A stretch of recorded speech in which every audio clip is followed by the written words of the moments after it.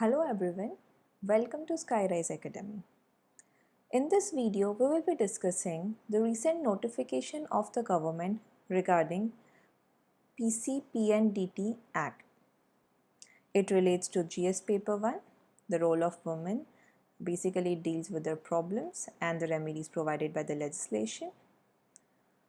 So recently the Supreme Court has asked the government to explain its decision to suspend the crucial rules which are supported by the statute. See, every statute has a set of rules for its better implementation. So here the central government had in April suspended the certain provisions of rules of Preconception and Prenatal Diagnostic Techniques Act 1994. So the court has questioned the reasons for such suspension because it can have grave consequences as well. This act basically was enacted to curb the declining sex ratio. There were a lot of female foeticide case, and the act was enacted for prohibiting it, for stopping it. Petition has been filed by Sabo Matthew George. So the notification was regarding the renewal of registration if falling during that period, then submission of reports by the diagnostic centers and submission of quarterly progress reports.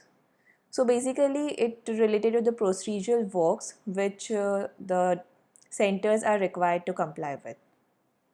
So such provisions were suspended in the backdrop of the lockdown because it becomes very difficult to submit it, with everything locked down, the unavailability of the staff. Even most of the centers were also not working. So that's why the notification was issued by the government, because non-compliance with these regulations attract the penal provisions. The issues raised by the petitioner are: one of the suspended provision, Rule 8, which relates to the mandatory registration of genetic counseling centers, laboratories and clinics. See, non-compliance leads to the penal penalty and it can also lead to the imprisonment. So petitioner says that such suspension will dilute the act. It will result in the misuse of technology because they would no longer monitor the mechanism and send reports and keep a proper register of the records of the reports. Also, while the medical establishment which continue to function, they could purposely facilitate sex selection and sex determination, and it could again result in the loss in the gains made by the strict implementation of the act.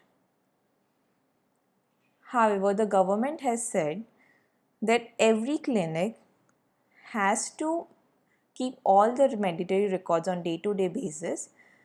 The submission has only been deferred, not the sending of report altogether. So they are still liable to comply with the provisions. Only they can the notification only deferred the date of submission of reports. Let's see some of the facts.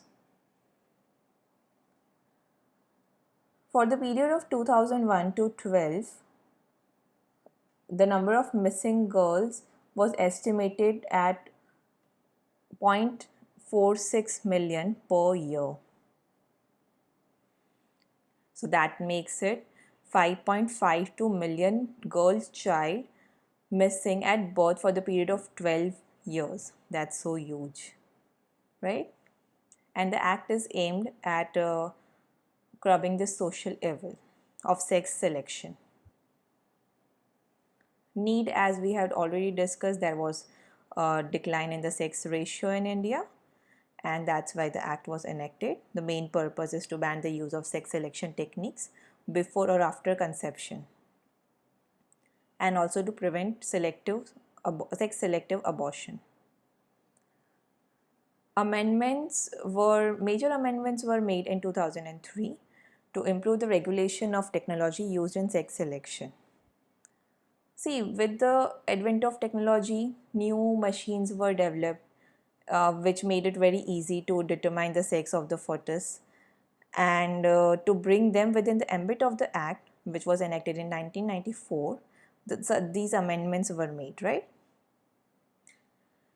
And also the board was strengthened, central supervisory board was strengthened, and state level supervisory board was constituted.